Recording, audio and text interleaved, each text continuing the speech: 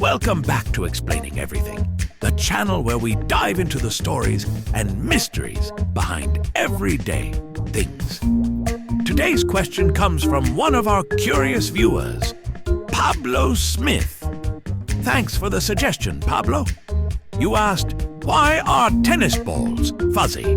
If you've ever watched a tennis match, you've seen those little yellow balls bouncing all over the place, leaving trails of fuzz behind them.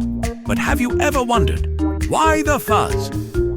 Why do tennis balls have that odd, fluffy texture? Well, today, we're about to answer that very question as we break down the reasons behind the fuzzy little jacket that every tennis ball wears. So, whether you're a tennis pro or someone who just enjoys watching the game, stick around as we unravel the mystery of tennis ball fuzz right here on Explaining Everything.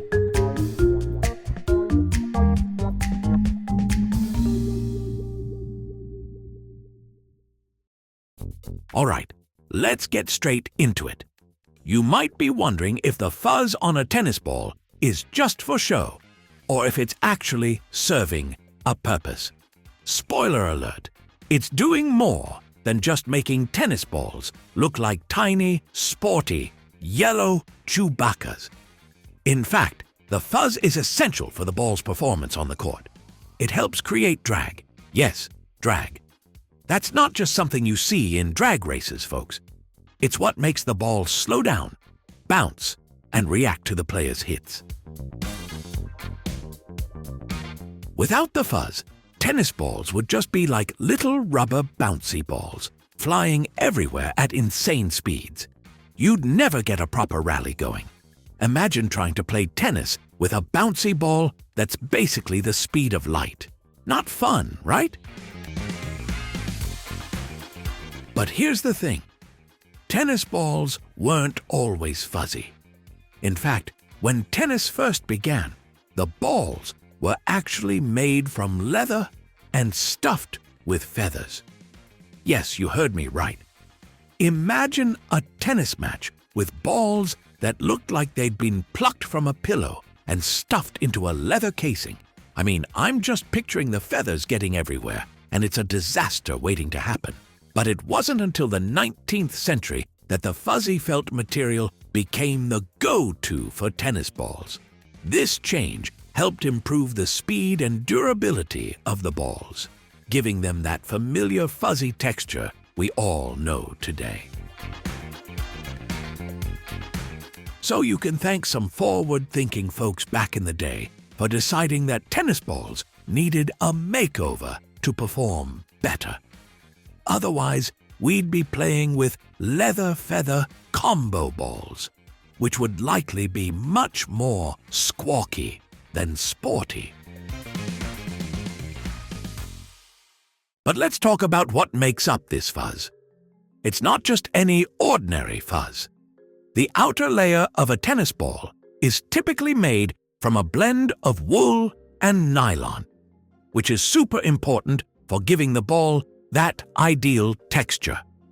The wool is soft enough to allow the ball to grip the air and the court surface, while the nylon provides strength and durability. Think of it like the tennis ball's power suit. The wool is for style points, and the nylon is for the muscle. Together, they create the perfect fuzzy duo. Now, I know what you're probably thinking. Why yellow? Why not make tennis balls a cool shade of neon green, or maybe even pink for some extra flair? Well, as it turns out, yellow became the standard color for tennis balls back in the 1970s, when a study was conducted on visibility. It turns out that yellow is one of the easiest colors for human eyes to spot, especially against the backdrop of green grass or blue courts. So, as much as we'd love to see some neon pink tennis balls bouncing around, yellow was chosen because it's more practical. But hey, a little flair never hurt anyone, right? Imagine a pink tennis ball zipping across the court. Definitely a trend I'd be on board with. Speaking of tennis balls being zippy, have you ever noticed that tennis balls are pressurized? That's right. Inside every fuzzy ball is a pocket of air, which gives it its bounce. The balls are inflated to a higher pressure than the outside air, which is why they bounce higher and travel further than if they were filled with regular air. It's like they've had one too many cups of espresso before the match. So when you smack a tennis ball and it goes soaring across the court, just know that it's fueled by a little internal pressure. No wonder they're always so energetic. Now, here's where it gets interesting. The fuzz on the tennis ball plays a big role in how the ball spins. When you hit a tennis ball, the fuzz creates friction with the strings of your racket. This friction is what allows you to add spin to the ball, giving you that killer topspin or slice that makes you look like a tennis pro. Without the fuzz, the ball would be less grippy, and that wicked spin you love to apply would just, well, not happen. It's like trying to give a high five to a robot. No matter how hard you try, it's just not going to work. Here's another fun fact. Tennis balls don't last forever. In fact, once the fuzz starts to wear off, the ball's bounce and performance take a hit.